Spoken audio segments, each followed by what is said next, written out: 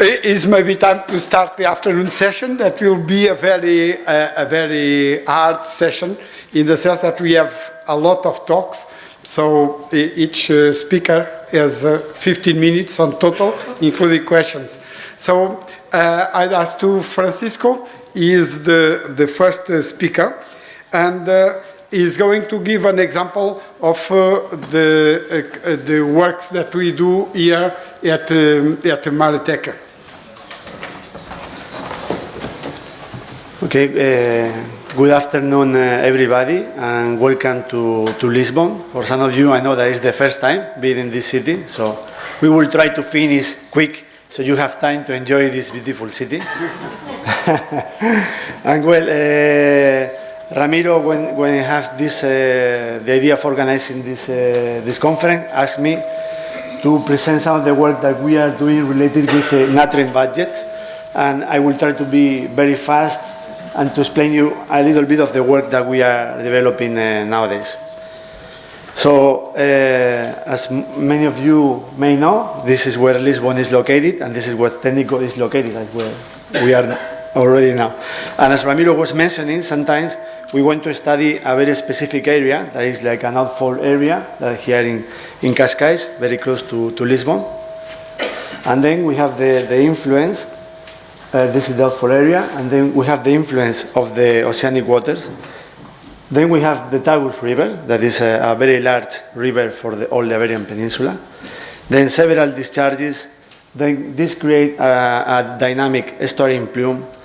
Then we have Sintra mountain range that you have time is a very nice place to visit, and that derives the wind and produce shelter areas. Then we have the upwelling.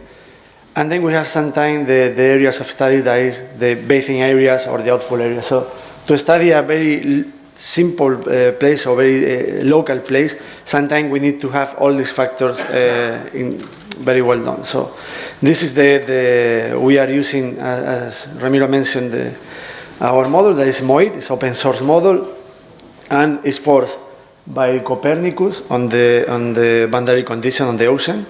And then also we have open boundary conditions from, at the moment is our profiles, climatology for nutrients, but we look to move forward into these new products that are being developed by Copernicus.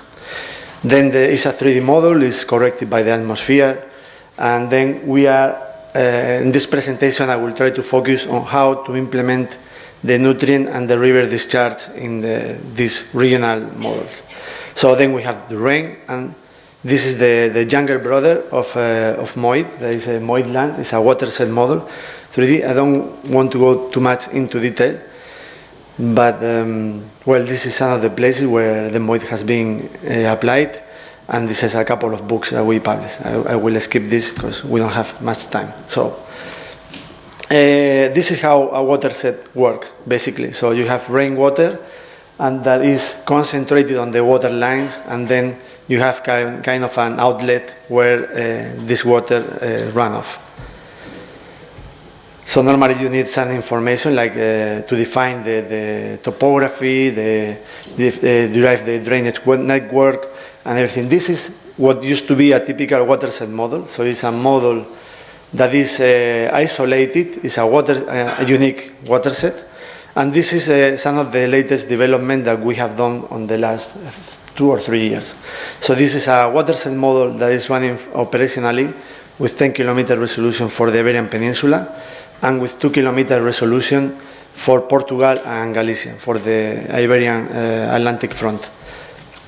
Even if Portugal is not the largest country in Europe, we can see that there is a big difference in the rain pattern from south that is very dry to the north that is much wetter. So when we have the topography of Portugal and Galicia, and we apply this rain pattern and operational meteorological model, we can estimate the amount of water that is running in all these water lines. We have performed some validation, even if it's very difficult because the data is very scarce and the maintenance of the stations is declining, so it's very complicated. And we have done this for two of the main rivers that are discharging in Portugal. One is the TAGUS River that I was mentioning before, and one is the Mondego. This is some of the outcomes that we can obtain that we think that they are very, very useful. Like we can obtain other properties apart from flow. There is temperature, nitrates, phosphates. So then some of this validation was recently published on this paper, it's 20th of December. So it's still not published, in fact. But if you want to know more details about this validation procedure, you can go there. Some other thing that we can also obtain is like sediments, and here we can see the average concentration on that side, and here the flow. So it's not proportional the amount of water with the amount of sediment. It's something a little bit more complex. Then we managed to obtain what we think that is the first nutrient budget for Portugal of the river discharging in the coast. So this is the first estimative, but it can give you like the big picture of what is the input of nutrients in the coast. So then we have another problem, that here we have the tides. If we were in the other meeting of Copernicus in the Mediterranean, we wouldn't be talking about this, but here we have the tides that makes that the discharge is not a direct discharge, it's kind of intermittent, it's not continuous. So the idea was to extract from a section, to extract the data, and then to input in our regional model. This is kind of the equation that we were using for estimating the flow and volume. I'm not going to go through all this, of course. But you can see here the differences between the model, that is our regional model for Portugal, this is EPCOMS, without river discharge. This is with implementing the river discharge, and this is with the full scale. These two are the same, but with different scale. This one is only that you can compare what is the effect. And here we can see the TAGUS River, that is an isolated river. In fact, there are no massive rivers or too massive next to it. While in the north of Portugal, we can see that there is a large concentration of river. Of course, it's the Douro, that is another large river, but there are many others that are next to it that create this front. So this will affect the circulation and will affect the stratification of the system and the circulation model. So, and here we can see the integration of all these different scales. So we can go from the watershed into the TAGUS estuary, that is here, even if you cannot see it very clearly, and then how they interact the discharge in our model. This idea can be applied to very different areas, like we did it for Portugal and Iberian Peninsula, or we can do it to other scale, like the Madeira Island, that even if it's a small one, you can see that the effect in the atmosphere is big and in both ways. So here you can see also how we can estimate the water discharge from the Madeira Island into the surrounding ocean. So some of the things that we have observed has been described already in the bibliography, like this front that we were talking about in northern Portugal, that is identified as the Western Iberian buoyant plume. And here, with this, the technique what allow us is also to see what is the difference between 1 year and the year before or after. We can see the difference in salinity for a year that was very dry, like 2012, to 2013 and 14 that were wetter years. Here we can go also, we can see how the hydrodynamics will change and how the salinity, you can see here the input of salinity in our regional model. And here we can see what is the difference between, this is, I think, this is nitrate, during winter and summer circulation. So we can see that there is a big effect. That is a combination of the upwelling and the combination of the river discharges. Here we can see a very simple validation that we were doing of our method with a buoy that is located here in the exit of the TAGUS river, so the TAGUS estuary. So you can see that climatology will not be able to represent these very low salinities that we obtain with current data or with modeling data. Because here maybe you cannot see the figures, but this is 0 and this is 5 PSU. So this was during a very large rain event. Then we can also compare with some database that because there are not that many data that are measuring salinity, probably the people of Copernicus can also know that there are no many wave data, but salinity is even more rare, is rarer. And you can see here how the salinity is representing very well the patterns that have been found on climatology. Then we can perform this validation also with satellite images. And even if they are not matching perfectly, we can see that the influence from the satellite and the image from the model, we can see that we are representing more or less, and you can see also the effect of the rivers. Here, this is the system that we are using for running our operational models, and the forecast of all these systems, the different systems can be observed here. Ramiro saw something like this. Well, this is the type of information also that you can find, also maps.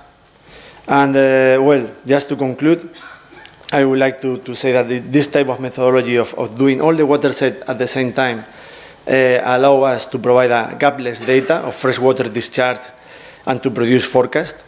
That when you go to the web page of the Portuguese administration or the responsible for monitoring networks, the hydrologic network, they say that they are no longer maintaining this information because there are not that many money for doing so. So it also allows to improve the ecological and the hydrodynamic models. It would be very valuable to understand the nutrient budget, what is the budget of nutrient that is coming from the coast, what is the nutrient budget that is coming from land.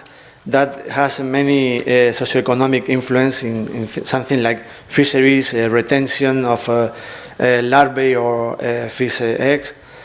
Then it's generic, so it can be applied to any region, and I would like at some point that we could see this type of system in a larger area, like something for the Atlantic front, and can help on decision making. So, thank you very much.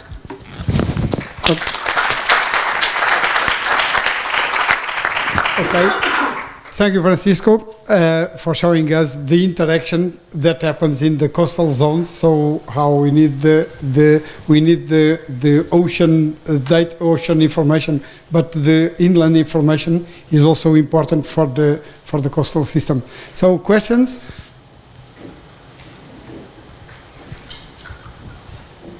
I have a question, actually. Could you explain us what are your users' typology, the service you are delivering, the coastal service? Who are your users? Are they, I don't know, private companies or institutions or member states? Or can you explain? There are different types of users. There are from companies and water utilities. That some of them, that's why they were asking us to monitor this outfall. We do monitor on the sea, and also we do the monitor with models to try to see if the plume for the outfall will be able to come into the coast in this basin waters. But then when we started modeling this thing, and then we have to go backwards because then we need to have the estuary. Then we don't have our ocean boundary conditions. So then we started using Mercator like in 2009. And then now we see, okay, we need also the watershed. So even for this kind of local application, we are using also, there are some administrative users that they want to know what is the quality status of the TAGUS estuary. Also, we are participating in many international projects, so there is still a scientific, this is still kind of a scientific product that we want to increase. But so this is more or less the state of the art where it is, and we are starting to publish this type of results. Okay, so thank you very much, Francisco.